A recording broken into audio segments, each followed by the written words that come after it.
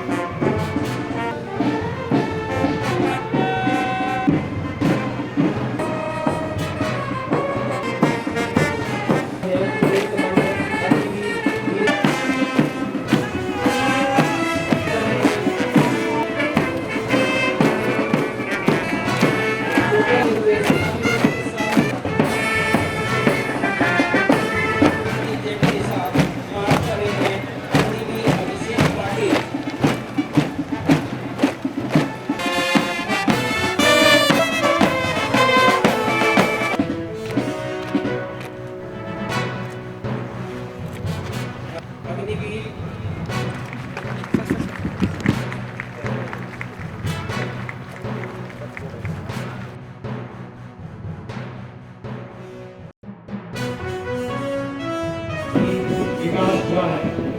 ये ट्रेनिंग आपको सशक्त, अनुशासित, कौशलपूर्ण और भविष्य में आने वाली चुनौतियों का डटकर सामना करने के लिए सक्षम बनाती है।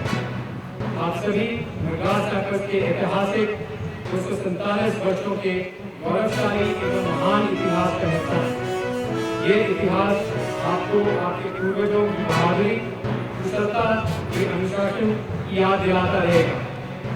मुझे पूरा विश्वास है मद्रास कैंपस की आपकी वर्तमान पीढ़ी त्याग और बलिदान की इस महान परंपरा को हमारे पूर्वजों के द्वारा बनाए गए रास्तों पर चलकर हमेशा कायम रखने और आप हर क्षेत्र में अव्वल दर्जे का प्रदर्शन करके मद्रास इंजीनियर ग्रुप का नाम हमेशा ऊंचा रखेंगे।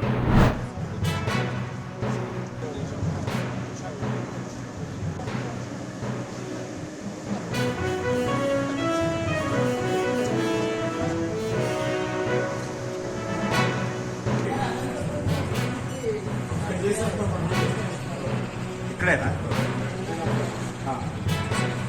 సూరజ్ ఇక్కడే ఉంది.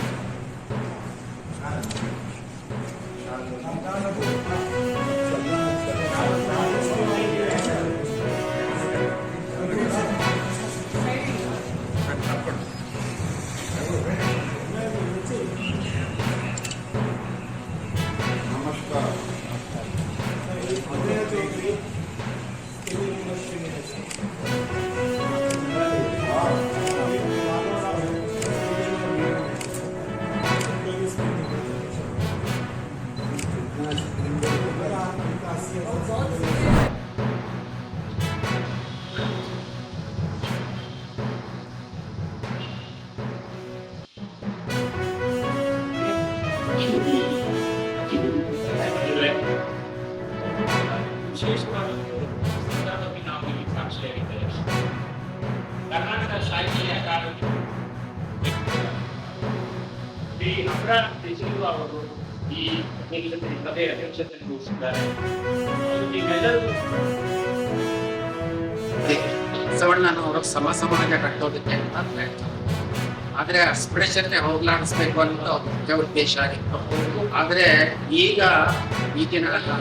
ಈಗಿನವರೆಗೂ ನಾವು ಈಗಲೂ ಅಸ್ಪೃಶ್ಯತೆ, ಈಗಲೂ ಮೇಲು ಕೀಳು ಅನ್ನೋ ಈಗ ವರ್ಣಾಶ್ರಮ ಧರ್ಮ ಇವೆಲ್ಲ ಮುಂದುವರೆದುಕೊಂಡು ಬಂದಿದೆ. ನಾವು ವಿಶೇಷವಾಗಿ ಯುವ ಜನಾಂಗ ಈ ವಿಷಯದಲ್ಲಿ ತುಂಬಾ ಯೋಚನೆ ಮಾಡಿ ಒಂದು ಹೊಸ ಬದಲಾವಣೆಯನ್ನು ಕ್ರಾಂತಿಯನ್ನ 12ನೇ ಶತಮಾನದಲ್ಲಿ ಮಾಡಿದಂಥ ಒಬ್ಬ ಮಹಾನುಭಾವ. ಅಲ್ಲಿಯವರೆಗೆ ಕನ್ನಡದ ಮಣ್ಣಿನಲ್ಲಿ ಮೊಟ್ಟ ಮೊದಲ ಬಾರಿಗೆ ಇದೇ ಮಣ್ಣು, ಇದೇ ನೆಲ, ಇದೇ ಜಲ, ಇದೇ ಭಾಷೆಯನ್ನು ಬಳಸಿಕೊಂಡು ಸಮಾಜದ ಎಲ್ಲ ರಂಗಗಳಲ್ಲೂ ಒಂದು ಕ್ರಾಂತಿಕಾರಕ ಬದಲಾವಣೆಯನ್ನು ತಂದಂಥ ಕಾಲ 12ನೇ ಶತಮಾನ. ಬಸವಣ್ಣ ಕೇವಲ ಒಬ್ಬ ವ್ಯಕ್ತಿಯಲ್ಲ, ಆತನ ನೇತೃತ್ವದಲ್ಲಿ ಲಕ್ಷದ ಮೇಲೆ 96,000 ಜನ ಶರಣರು ಕಲ್ಯಾಣದಲ್ಲಿ ಕ್ರಾಂತಿಯನ್ನು ಮಾಡಿದ್ರು ಅಂತ ಇತಿಹಾಸಗಳು ಹೇಳ್ತವೆ. ಶಾಲಾ ಕಾಲೇಜು ವಿದ್ಯಾರ್ಥಿಗಳಿಗೆ ನಮ್ಮ ಭಾರತದ ಮೊದಲು ನಮ್ಮ ಕರ್ನಾಟಕದ ಕಲೆ ಸಾಹಿತ್ಯ ಸಂಸ್ಕೃತಿ ನಮ್ಮ ಸಹಬಾಳ್ವೆ ಇತ್ಯಾದಿ ವಿಷಯಗಳು ಏನು ಒಂದು ದೇಶದಲ್ಲಿ ನಡೀತಾ ಇದೆ ಒಂದು ಭಾವನೆ ಅದಕ್ಕೆ ತಡೆಗೋಡೆ ಹಾಕೋದಕ್ಕೋಸ್ಕರ ಮುಂಚಿನ ಜನಾಂಗ ಇದನ್ನ ಪಾಲಿಸಬೇಡಿ, ನಿಜವಾಗಿಯೂ ನಾವೆಲ್ಲರೂ ಒಂದೇ ತಾಯಿಯ ಮಕ್ಕಳು, ಇಡೀ ಕರ್ನಾಟಕ ಅಥವಾ ಭಾರತದ ಜನಸಂಖ್ಯೆ ಏನಿದೆ ಭಾರತೀಯ ಒಂದೇ ಸಂದೇಶವನ್ನ ನಮ್ಮ ಸಾಹಿತ್ಯ ಪರಂಪರೆ ಅನಾದಿಕಾಲದಿಂದ ಕಂಪನಿಯಿಂದ ಹಿಡಿದುವರೆಗೆ ಎಲ್ಲರೂ ಹೇಳ್ಕೊಂಡು ಬಂದಿರೋದು ಅದಕ್ಕೆ.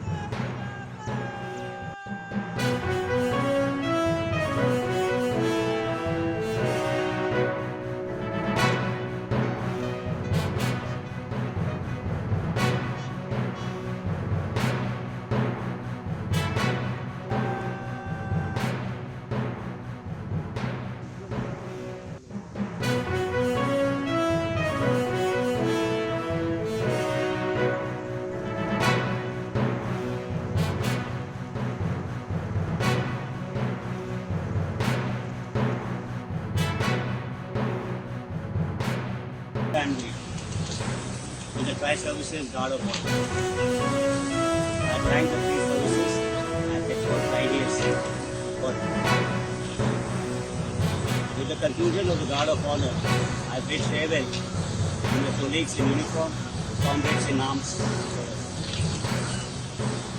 I have just laid the wreath at the war memorial for the last time in uniform as a humble tribute to those who laid down their lives in the line of duty.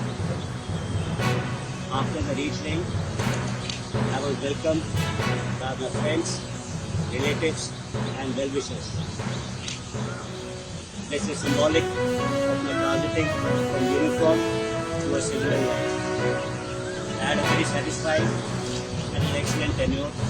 ತಾವೆಲ್ಲ ಇಲ್ಲಿವರೆಗೆ ಸುದ್ದಿಗಳನ್ನು ನೋಡಿದಿರಿ, ಜೊತೆಗೆ ವಿಶೇಷ ಘಟನೆಗಳನ್ನು ಸಹ ನೋಡಿದಿರಿ.